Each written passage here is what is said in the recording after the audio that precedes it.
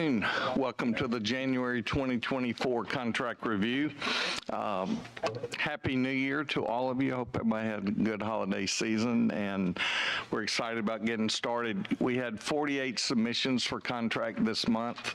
Of that, 2 of them were rejected just for problems, and 1 was pulled, so there are 45 on the agenda, and then 1 was pulled just prior to the meeting in the legal section, and we'll get to that at the towards the end. All right, any questions, comments from committee members? Happy New Year to you too. Mr. Pringle, congratulations on your familial status here. We're excited for you. Any other comments?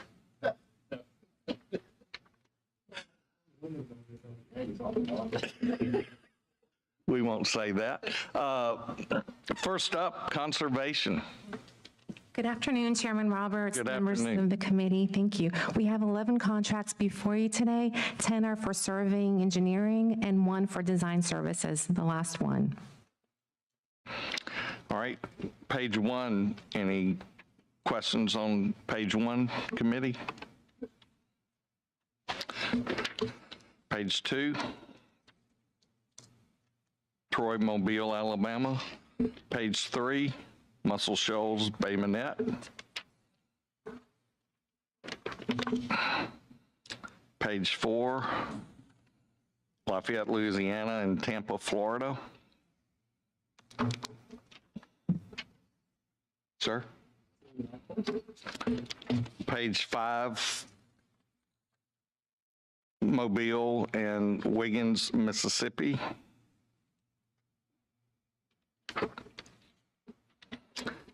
Page 6, non-surveying contract. Any questions? Comments? Thank you very much. Thank you, sir. Education. Good afternoon, Chairman Tina Hammonds for the Department of Education. We have 1 contract today with Cognia. It is a $143,000 contract, all federal funds. It is a sole source with Cognia for us to continue to receive the services of the Alabama Teacher Observation Tool, the ATOT program that was built for us to get through this fiscal year. And then it is connected to the Elliott program that was also built for us that was just RFP'd. And at the end of this fiscal year, we will be RFPing this piece as well. All right. Yeah, if I understand, there's, I think there are a couple of questions. There were some submission issues here. Thank you for clearing that up. Okay. Our goal in 2024 is to eliminate submission errors is what our goal is. Yes, sir. 100% there. Can you just describe this a little bit? I spoke with some of our program staff about this. It is my understanding that the Elliott program was originally built, which is an observation program to collect data for student behavior and engagement that can be looked at and collected on the state level to try to look at things that help to cue for student achievement or student interaction as far as their conduct. It's an observation data tool. So that program was being used, and in 2022, due to some of our new initiatives, we needed to have teacher effectiveness data, and we wanted 1 common tool that would be able to collect teacher effectiveness data and then be able to mirror that to the student effectiveness data and the student behavior data. So Cognia was contracted to create this ATOT program specifically for Alabama, with Alabama needs, looking at our Alabama infrastructure in order to look at the data that we needed to collect. And so our State Department staff, personnel use it. It is coordinated through our federal funds group. And so the federal funds group actually coordinates our Elliott program. And then this was created on the state side using federal funds to help us coordinate both sets of data and to learn more from that. That's really where I'm trying to go. Is this behavioral? It's behavioral modification? Well, it's the way that I understood is it's engagement and behavior, and then also ability and skill, and putting all of that together, and then to look at the backside of it, to be able to look at teacher engagement and ability and behavior, and to be able to look at data sets that hopefully will allow the state to take a look at what things work and what things don't, and trends to try to be more innovative in the different things that we're doing with our teachers and our student population. So will this data follow the student and follow the teacher for? It is my understanding that it is linked currently where they can look at the comparative data from the two different sets at this moment. The two pieces work together, and the ATOT was built for us to work within the Elliott program. I get where you're going. I'm trying to understand our end goal here. I'm sure it's to be better at Yes, sir. what Yes, we're sir. doing, but is this? Our specific people that work in the instructional Can services explain group are the ones who use and you put this data together and collect it, and then look at the trends and try to respond with training and professional development in different directions depending on what the needs of the different student bodies are. That's my understanding. Okay. Any questions? Thank you. Sir. Environmental management.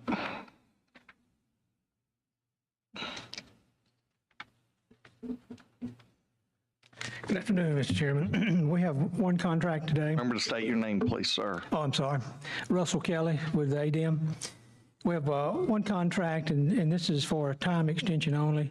This is our commission agency for the field operations building in Mobile. Due to the length of construction, we need to extend this contract. We're looking for a certificate of occupancy mid-January, so we should be wrapping up shortly. But again, it's extension of time only, no money. No Osprey. No Osprey at this point, no, sir. I got asked that question. Okay, yes, sir. Today, so I was just making sure. All right, any other questions? Thank you, sir. Thank you. Legislative Services. Good afternoon, Mr. Chair, committee. We have one contract before you today. I'm Jimmy Intrican, General Counsel with LSA. Actually it's a renewal contract, even though it's marked as a new contract for international roll call for our link system, and it's for maintenance, support, and potential updates and enhancements as needed. 2-year contract. Okay. I got some information. You and I visited this morning. Thank you. So we're originally 9.8 million as we started, and that was through December of 23. Now we're adding another 2 million, so $11.8 million. We're still having a couple bugs in there, and they're working this out, and that's why this was necessary to make this work. Any questions? So, how deep are we into this contract now? I thought it was 12 million. I don't know, other than the chairman's numbers that he had. I don't have the updated numbers, but I think that's close to being right. This could put it at the 9, but this is also potential updates and enhancements. It was 9.85, and that ended in December, and this is basically another 2 million on top of that to take it to 11.85 million, sir. You know, when you say updates and enhancements, is that another way for saying fixing the problems that exist? Because it's never worked. I don't know how you update and enhance something that's never worked. Yeah, to my understanding, it's so you could have things that aren't working because there's not a program or system in place that answers the question that you're looking to be answered. I assume that it also includes fixing bugs and other things like that, but that's probably also included in the support and maintenance portion of it. And again, the other, more than half of it is potential issues, not actual expenses right now. But I do, from what I'm told, we are nearing the end of that portion and just getting into the regular maintenance and ongoing, technical support of it. Any other questions, comments? Thank you very much, sir. Thank you. Medicaid. Hey, my name is Kelly Littlejohn, Dr. Kelly Littlejohn with Alabama Medicaid. I'm here to present 3 contracts. The first today is for Terry Madry. She's a pharmacist. That is, we're submitting to her to be on the P&T committee, the Pharmacy and Therapeutics Committee. The maximum contract is $5,000 a year for 2 years. These professionals rarely use that amount. That is the cap. Can you just explain what they're doing? That would be helpful. Yes, sir, that's a great question. Thank you. Our Pharmacy and Therapeutics Committee, or P&T, you know, we like acronyms here, they are a prospective review, and they actually manage the preferred drug list. The preferred drug list, or the PDL, is a tool implemented back in 2003 it was submitted by a state law, and it's to help mitigate the rising cost of drugs. So it manages the pharmacy program, and it helps to create cost-effective drugs on our preferred drug list so that our providers, our doctors, and our pharmacists can ultimately give very cost-effective and effective and safe drugs to our patients. Where does the PBM play in with the PDP? Help me understand. Yes, sir. I just read Yes, sir. an elaborate article on this, and as we all know, PBMs are, I've heard it described as pretty bad medicine from pharmacists in this building to other things. Yes, sir. But I do understand they too have preferred drug lists that they will or will not allow. Is there crossover here, or where do we go from Those here? are excellent questions. I'm actually a doctor of pharmacy. I'm a pharmacist by trade. I manage the clinical services department. The pharmacy department falls under my area. The Medicaid agency does not have a PBM. We actually do everything in-house. We've done extensive review to see if it would be more cost-effective for the state to do that. And actually, with we manage our own rebate program, our own preferred drug list. We do a very efficient and transparent job of doing that. And so we actually do much better without a PBM I'm sure the articles you've read are very interesting. I'll leave that there. But we will absolutely be happy to provide additional information for you if you'd like to get more. So this is preferred drug benefit for Medicaid users, and they're not being impacted by a PBM on the purchase of their drugs, or they are? That is correct, sir. Actually, the Medicaid recipients are not impacted by a PBM in the state of Alabama. In many other states, the states have contracted out those PBM services. In several of my cohort, my peer states, they're actually bringing that back in-house to manage it themselves like we do here in Alabama. But to answer your question, no, sir. The recipients of Alabama and the providers, the physicians and pharmacists of Alabama are not impacted by these PBMs. We do all of this in-house. I could talk offline with you a lot, and there's some other legislation. I could certainly talk offline about that. It's a very sticky wicket. So. Yes, sir. All right, any other questions? All right, thank you. Next. The next contract we're bringing to the committee today is for Dr. Christy Kelly. She's a PharmD for the DUR program, or Drug Utilization Review Program. Now, in opposition to the PDL, which is a prospective review of drugs, the DUR is a retrospective review of drugs. The DUR is federally mandated by the federal government. They are very specific in their criteria. Actually, it's spelled out in the Code of Federal Regs, the CFR, that we must have a DUR board. It must be comprised of physicians and pharmacists. We must meet 4 times a year. We must do XYZ of review of drugs, and that's what this is. Similar to the P&T contract above, it is maximum $5,000 a year. These providers rarely use that. They actually do it out of the goodness of their own heart to serve the state. What do we do with this information? We are mandated by the federal government to comprise an annual report that is submitted to CMS and subsequently put out on the internet, the website for all to see for public use. Okay. Any other questions? I have a comment, if I may, Mr. Chairman. Please, sir. I just want to say I'm glad you're here. I mean, absolutely. The commissioners to be commended for sending the subject matter expert on these. It's Mr. Littlejohn Newman. Is that correct? I have that right? Yes, sir. Okay. I've been called worse. Yes. Well, I'm glad you're here, and I appreciate the commissioner sending the subject matter expert that can answer our questions. I've actually served 20 years in this position, and I'm so thankful. It's been a blessing to serve the state. Well, I appreciate you coming here so we can have questions answered. So thanks, Mr. Chairman. I agree. Thank you very much. And our last contract that we're presenting to the committee today is for Myers and Stauffer. This is a contract that is related to our DISH program, or disproportionate share hospitals. What the DISH program does is they manage the hospital payments for uncompensated care. This is another federal requirement that is required by the federal government, that we have these payments and that we actually audit them annually. So Myers and Stauffer, they're actually a nationally known and trusted accounting firm. Many states use Myers and Stauffer. Actually, the federal government uses the Myers and Stauffer. They have contracts with them on several different levels. The federal government does.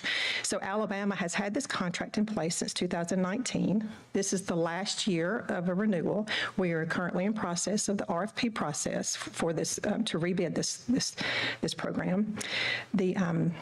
Like I said before, the feds set the DISH payments for each state, and they require that we have these audits. And this company actually looks at all the claim data, the information from the different hospitals, and they put all this information together for the annual audit. Is there a clawback once the audit's done here, or you do the audit? Surely you're going to find some abnormalities. Do you know what happens? Always, whenever we find an audit, we always find there's inconsistencies. And when that happens, this company, we actually make sure that the payments are adjusted, they're corrected, because the ultimate goal of this program is that the hospitals are paid appropriately and transparently. Mm-hmm. So yes, sir. There's an adjustment period. Yes, sir. So there'll be adjustments made based yes, on sir, this absolutely. Audit. If there's an appellate appeal on this, is there an appellate process, or is this the law once it happens? That's a little bit outside of my scope of expertise. We'll absolutely take that question back to Medicaid and get that back to you. I'm very interested. We're all about saving state dollars here, and federal also. Absolutely, yes, Okay. sir. All right. Well, thank you for coming. The RFP was my question, so that will be RFP this year, Yes, sir. 2024. Yes, sir. Very good. Thank you very much. Thank you.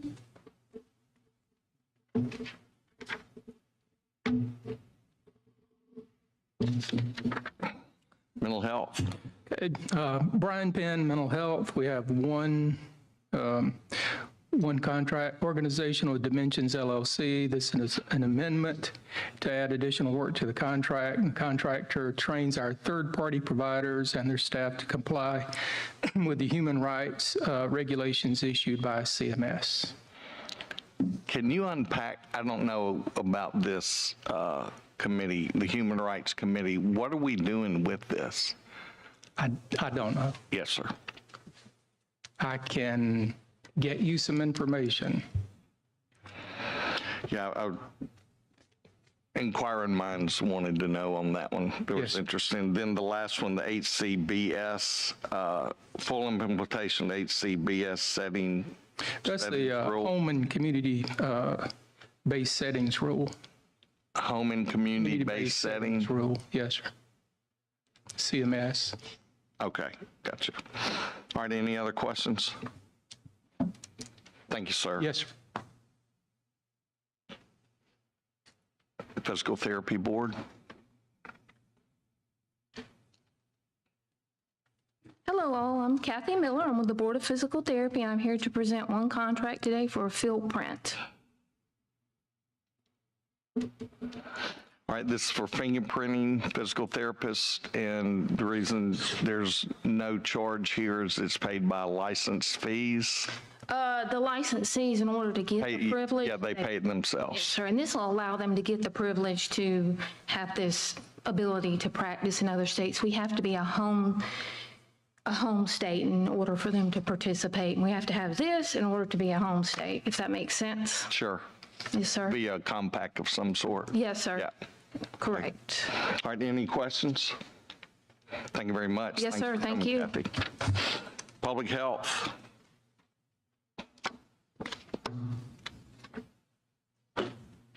Good afternoon, Valerie Russell with Public Health. I have 3 contracts for you today. The first one is with Copper Wing. This is an amendment to the original contract.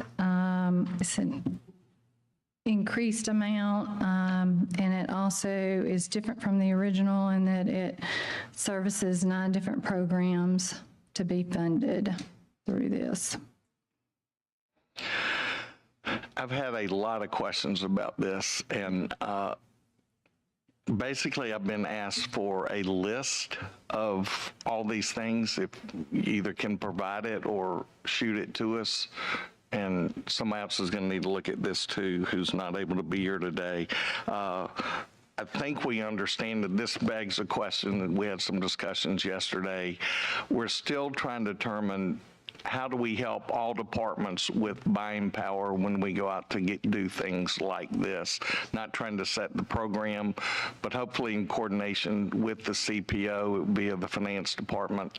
How can we have either a period of preferred vendors or ensure that each department's getting the best deal as they go out and procure these services? So we're looking at that. We've looked at what some other states are doing along these lines as well. So that's an ongoing question. If I ask you to please talk to the CPO, we can't do that this week, but understand we're having these conversations and we're trying to make progress, and would welcome feedback on that as well. Moving forward, as you know, this 100% state funded. Usually there's federal funds split on some of our advertising that we do with ADPH here, so. Yes, it's my understanding that it states that it's 100% federally funded, but it's my understanding that that is a placeholder for the state funds indication, and it's really going to be federal grant money that is funding this. Okay. I do have a list of the breakdown of the 9 agencies and can supply that as well. That'd be great. Well, we'll hold that. If you'll get that to us, that would be helpful. All right, Aware. Aware is a new contract. It is to do with at-home STD, HIV testing, notification, referral, and treatment. It is a sole source. This is the only company that provides these comprehensive services required to use this testing program. It develops a landing page where people can order and any questions are answered. They actually contact pharmacies and provide risk prevention counseling and follow up with patients to ensure treatment with their partners. Yeah, I've got the justification for sole source, but it still feels like there should be other providers out there, and I'm not in this business, but there are other providers, right? In your list, you mentioned that in addition to Aware, there's, I'm trying to see who it is. You mentioned that there are other providers out there, but Aware seems to be preferred. Do we get any pricing from the other group? I'm not sure about as far as the pricing, but it's my understanding that none of the other providers provide all the services that Aware provides. Here again, it's 100% state money, and I think we would really like to see this RFP to see if they indeed are the only one. So, as you know, sole source continues to be a burr under our saddle for the benefit of the people we get to represent. So, thoughts?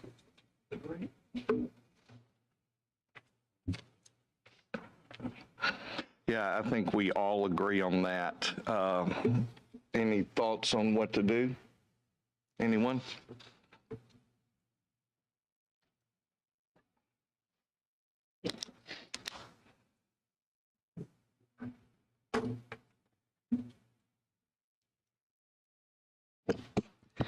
Mr. Chairman, I share your opinion on the sole source aggravation. I mean, I'm certain that there are other entities out there that provide a similar service, and I'm confident that if it was RFP, that we'd have responses. I mean, this company's out of Austin, Texas. I mean, we craft the RFP to ask specifically for what we're looking for, and I would imagine that if somebody was interested in competing for our business, all $400,000 of it, that they'd make sure they met the RFP requirements.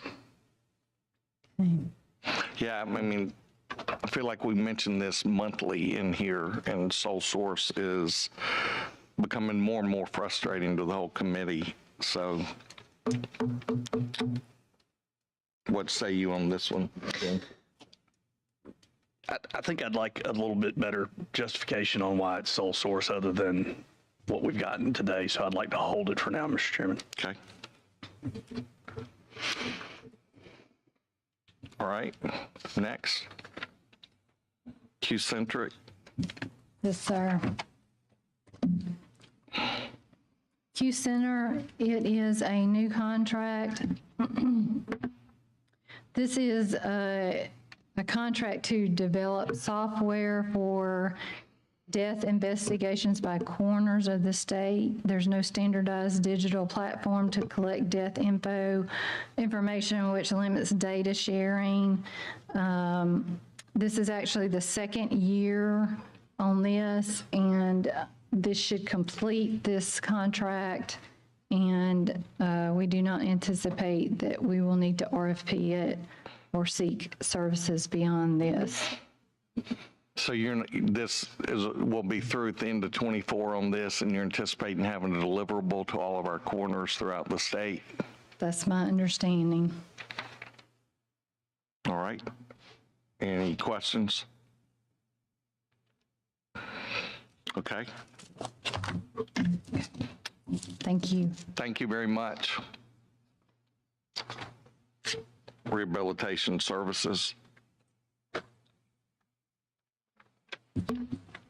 Good afternoon. I'm Kathy Caldwell with the Alabama Department of Rehabilitation Services, Children's Rehabilitation Service.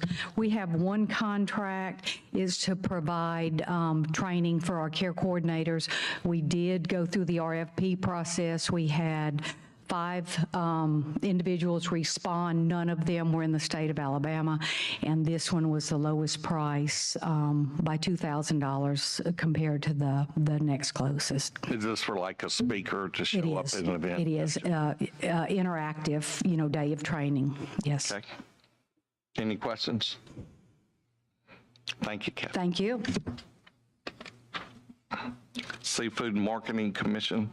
Good afternoon, Juliana Dean, on behalf of the Seafood Marketing Commission, which is led by our Commissioner of Conservation and Natural Resources. This falls right in line with the one before on trying to coordinate a way, so I didn't add up everything, but there's maybe $3.5 million in media type, communication type, and then a little bit more when you do some surveying. So as I said, we had a conversation yesterday, and some of us met literally, was it the end of session? We met with the CPO on this.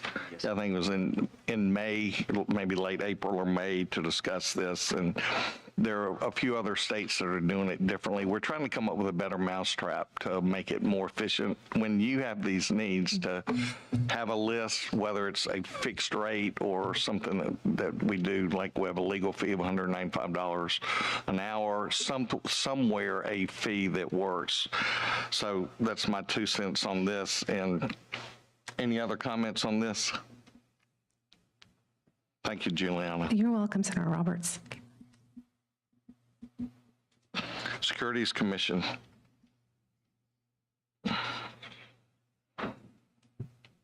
Good afternoon. I'm Bo Brown with the Alabama Securities Commission. We've got one contract. It's with Warren Averett. It's for expert testimony and expert determinations. We currently have a contract with Warren Averett that expires at the end of this month. We're still dealing with the same issues.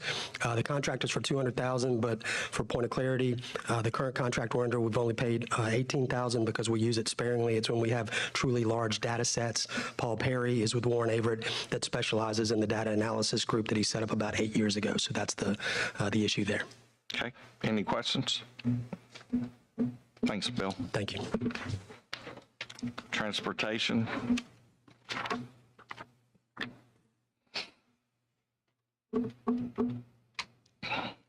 Clay McBrown with AlDOT. We've got 8 contracts before you. The first one was AECom Technical Services, who's handling some environmental services for us. It's a new contract. Any questions?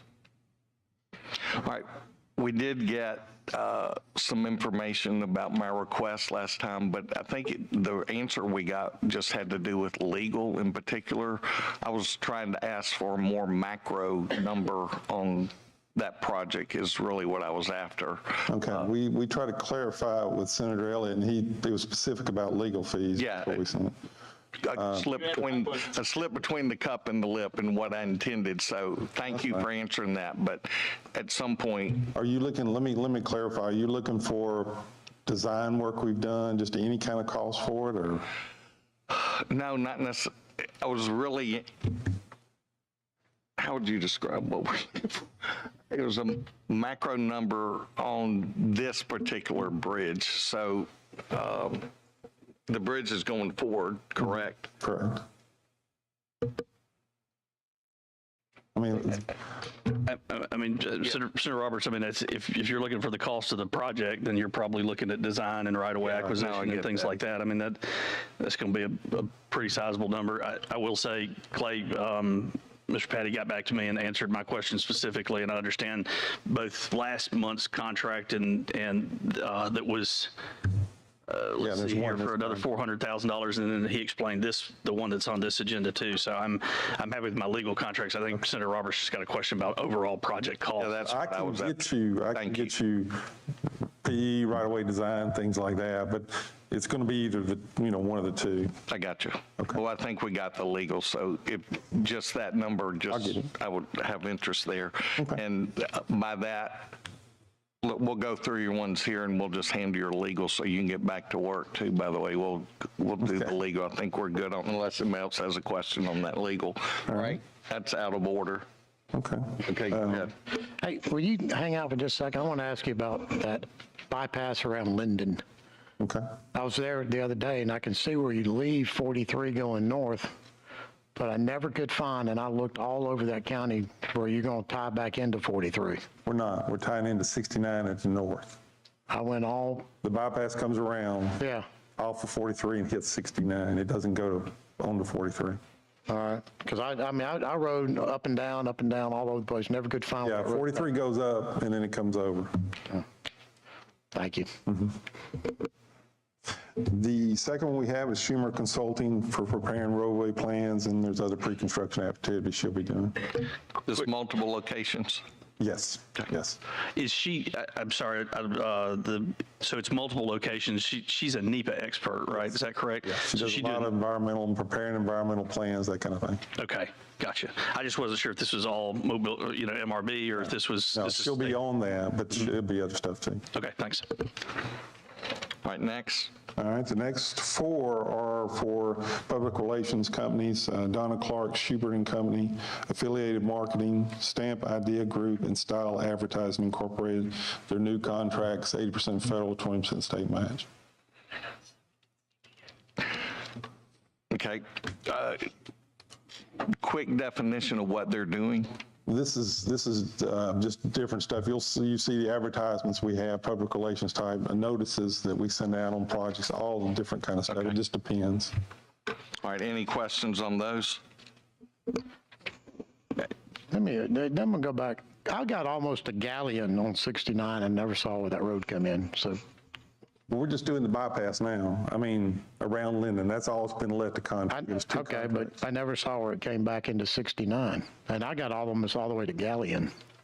I mean, I went all up and down that road looking for where that bypass was going to come back in. I never saw where it let me get you a drawing. Yeah, that's fine. Help. That's fine. Yeah, just email it to me. Thank you. I will. All right, on 15, any questions?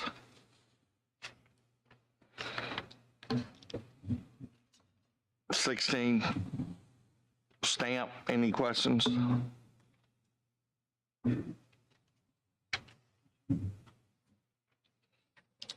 Top or bottom Style, anything?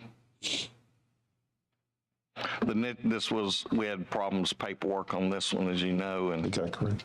remember, 0 errors is what we're shooting for on both top and bottom of 16. Okay. All right?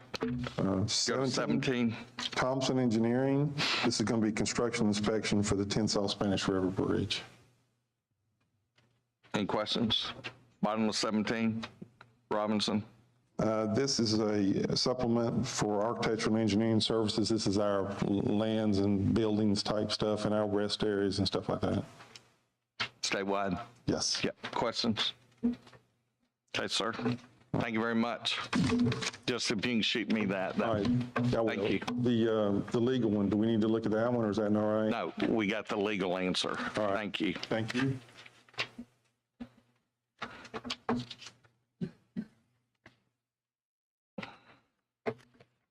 Legal?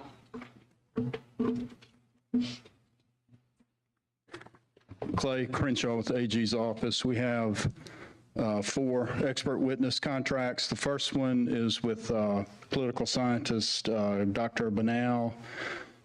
This is in our reapportionment case, and he will prepare an expert witness report and testify in Any that questions? case.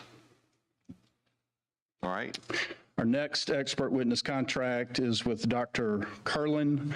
There's been a challenge to the Alabama Vulnerable Child Compassion and Protection Act, our transgender case. Dr. Curlin is a medical doctor, a medical ethicist, and will prepare a report and testify. Any questions? Thank you. Our next contract is with Grant Sperry. He is and this is a criminal tax fraud case here in Montgomery County that we're handling for the Department of Revenue. He's a handwriting and a document expert. Any questions? Thank you. And our last contract is with Dr. Skurich. This is a challenge that has been filed against the sex offender law, and Dr. Skurich is a criminologist, excuse me. Any questions? Thank you, sir. Thank you, Mr. Chairman. Appreciate it. Chiropractic Examiners Board.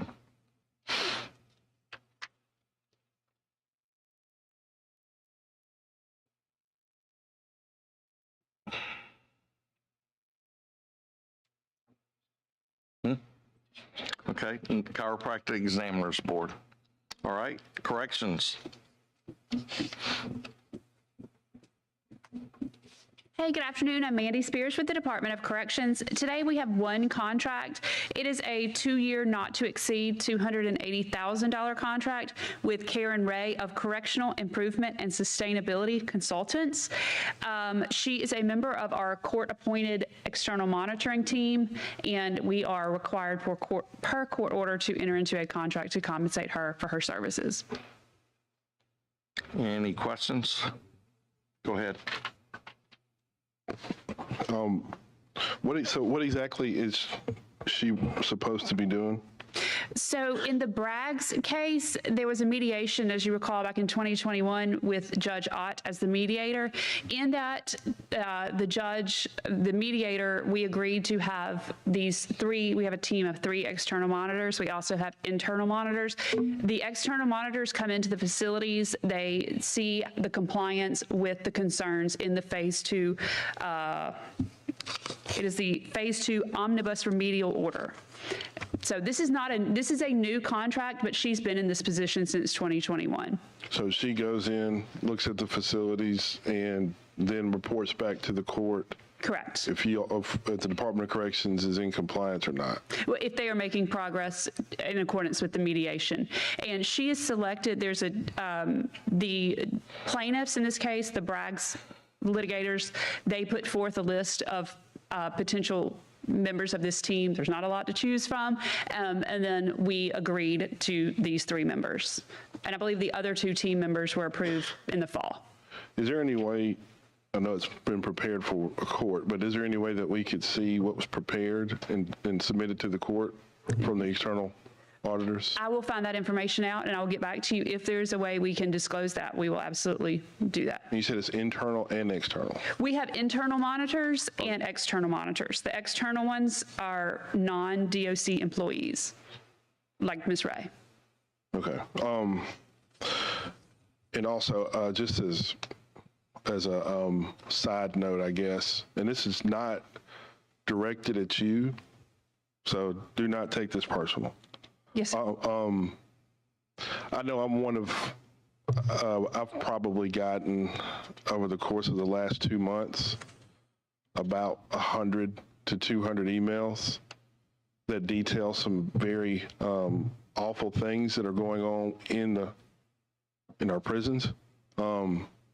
And we actually had a meeting here in this room last month of the Prison Oversight Committee, where some of the same people who were sending the emails came to talk to us about some of the horrors they're experiencing in our prison system. And unfortunately, no one from the Department of Corrections showed up. Okay. And that's almost, it's almost as if there's nobody home. And I can't imagine if this many people are reaching out to us for help or just some attention, that the Department of Corrections is doing anything in edgewise to help sort of answer some of these questions, talk to some of these families. And the fact that the emails are coming, I mean, I've gotten 5 today, and the commissioner doesn't show up, or anybody from the department shows up to hear these folks. So what y'all are not doing is now spilling over to over to the legislature. So, you know, at some point, I don't know what it's going to take to get the department's attention. I don't know if it means, you know, Tommy Tuberville in this thing and holding all your contracts up to maybe get some sort of response. But at some point, something has got to give. And if those emails and pictures and videos are any indication of what's going on inside those facilities, I can't imagine what those reports say to the judge. I cannot. So we just need some help. I'm going to start, I've started kind of taking every email that I've gotten and sending them on to somebody from the Department of Corrections. I know I've seen that some response. I think Rex has actually responded to a couple, but it's getting out of control. And I don't know if anybody else up here is getting them. I'm sorry, who did you say had responded? Yeah, yes. because, I mean, these are awful. They're absolutely awful. I don't know if we need to create some additional oversight in the Department of Corrections, somebody to give us an unbiased report of not only what's going on inside the facilities, but what the Department of Corrections is doing to address them. But, you know, something has got to give, because it's really getting out of control. Well, and I will say, and I understand, but to make a small defense is that there are two sides to every story. And the DOC, you know, for every email you have, I'm sure we have information for that. And again, I apologize that no one was at that meeting. If I understand correctly, Commissioner Ham and Jeff Williams were both called into federal court that day. I just received a text stating that as fact. So I did not know that. Oh, yeah, but you know, I understand. But I mean, whenever y'all are asking for money, we get a team of Department of Corrections people, representatives coming up to meetings to talk about, you know, justifying why we need more money, but we can't get any transparency or responses from you when we need information about what's going on. And I've seen 1 million pictures and 1 million videos. You know what I've never seen in any of them? Anybody from the Department of Corrections. Not a guard or anything. So I'm pretty sure, because every time I ask or call, there's always an answer. But over the course of the last few months, some of the answers that I've received, and talking to some of the families, these things aren't adding up. So we need a little bit more responsiveness, more transparency, some assistance from the Department of Corrections, so we can assure these families that, you know, if one of their loved ones is incarcerated and they're being abused, extorted, abused by COs. I mean, I got a video of several overdoses.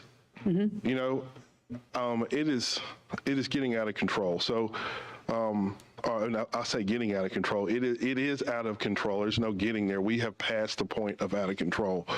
You know, we just need to be a little bit more transparent, a little bit more responsive, and especially to some of these families that are obviously having a lot of issues pulling information out of the department. So absolutely. I mean, so again, not directed at you. I know you're here to talk about a legal contract, but something we've got to do something. Well, as you know, I appreciate your concern, and I will absolutely pass along all this information I'll speak to the commissioner myself today and make sure he understands your concerns. Can I mean, it's interesting. They're talking about videos shot in our prisons. They're shot with cell phones. Correct. Aren't cell phones illegal in prisons? Correct. But the federal government will not let us ban them. We are having issues. We can't jam them because of the federal government. So these criminals are smuggle cell phones into our prisons, and they run their criminal enterprises via illegal cell phones that the federal government will not let us jam or take. We can take them, but we can't jam the signals. The technology is extraordinarily expensive. It is something we are looking into, but we're talking tens of millions of dollars. Yeah, well, when we're getting sued for, you know, people dying in our prisons because the gangs are running the institutions. And, you know, I mean, you know, we used to have prisoners that worked around here. And I watched them one day as they were loading on the bus, and I asked them the next day, I said, what were y'all passing to each other? And the lady goes, what are you talking about? I said, I saw y'all. She goes, we work as a unit against the guards. It's always us against them, and we work together, and that was some drugs we were smuggling back into the prison. And I mean, these prisoners are very smart. They're very intelligent people. They're just in jail, and they work as a unit against those guards. They work in unison, and they use these illegal cell phones to conduct their illegal business. I don't know how you're going to make our prisons safe as long as the prisoners are allowed to conduct their illegal activities by the use of cell phones, because they use them, they take the pictures of what they're doing, and they extort money from the families. They extort money from our guards. I know what they do. They take a picture and they go to that guard and say, that's a pretty little daughter you got. I'd hate for something terrible to happen to it. You need to do this. They all work as a unit against us. And I don't know how to fix it. God bless y'all. But it's a problem, and the federal government will not allow us to address it by blocking these cell signals to try and shut down their communications. It is a very large concern of the Department of Corrections, and we have some ideas, and I'm glad that you share the same concern about contraband cell phones. By the way, I said they're smart. I didn't say they were good people, because they do a lot of evil things in those prisons. A lot of, and it feeds on itself. I mean, the evil begots more evil over there, and it's sad, because a lot of those guys, if you've never been around prisoners, there, by the grace of God, go a lot of people you know. But I would hate to see what goes on inside those prisons as a prisoner. Thank you. Real quick, I just want to say, though, before we get out of control here about cell phones, the only reason that we know about the abuse that has been going on in our prison system wasn't because the Department of Corrections told us or because corrections officers came forward. It's because of third-party vendors and cell phones. So on one hand, there is part of the criminal activity that is, you know, that it's furthered by the access to cell phones. But let's not pretend that there are a number of Department of Corrections officers who are participating in the same criminal enterprises. Matter of fact, we just had somebody arrested and convicted not long ago for participating in drug trafficking within the facilities. So part of our mental health care. So, I mean, this is not just a, you know, inmates, bad people sort of thing. This is a criminal ecosystem where everybody is feeding off of it to survive. So I don't want to give the impression that, you know, it's all just really bad people in the prison system. There are some people who are being exploited who have honestly going through the correction system, rehabilitated, and are trying to find a way out. Absolutely agree. And they're being taken advantage of too. I mean, it's just not a safe environment for anybody that's in there. But again, overdoses, drugs, abuse, they're all happening within our prison system, and it's not just those that are incarcerated that are engaging in this criminal activity. So I share Representative Pringle's concerns, but not necessarily in the same way. I do think you have a very difficult job, but I think also some of the actions that are taken by the Department of Corrections and the lack of response to family members and so forth is also creating a larger problem than actually you guys can deal with. So I just want to make sure, as I said before I started, we want a little bit more transparency, a little bit more responsiveness, so we can begin to answer some of the questions from the public about what's going on in our facilities. Yes, sir. Ms. Spears, I too sat on prison oversight, and that was the most brutal meeting that I've been in since I've been elected. But anyway, moving on from there, there's one other piece that I've had multiple conversations with, and that's the cooperation with Medicaid on running prisoners through that, where there might be opportunities to save. Yes. We had lengthy discussions when we were doing the original Yes Care contract. Yes. Came up again when there was an additional $20 million for mental health that I'm still unclear on that, but we can improve there is my strongest admonition to you. And I check with Medicaid regularly to get an update on how that's going. They're ready, willing, able, and ready to help jump through hoops. Okay. I will get you I'm an asking update. you to help me on that. Well, I have the latest update. Oh, and yes, sir. I'm asking you to help me make the update worth getting is Yes, sir. what I'm asking. Yes, sir. And I know that's not what we're talking about today. All right, any other questions on this particular contract? Seeing none, Mandy, thank you. Thanks, Have a y'all. good day. It's going to be great. Thanks. Human Resources.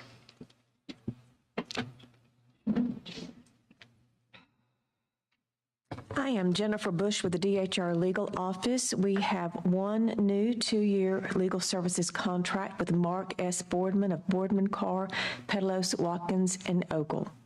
Any questions? Thank you very much. Thank you. Nursing Board. Oh, I'm sorry. Never mind. Allison Lee for the Alabama Board of Nursing. Yes. We have one contract today. It's a non-litigation contract for advice and counsel from Dorman Walker of Balch and Bingham. Hold on one second.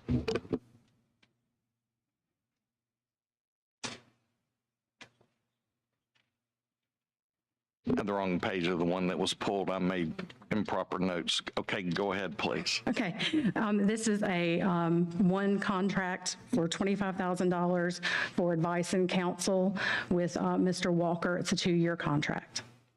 Any questions? Thank you very much. Thank you. Public Charter School Commission.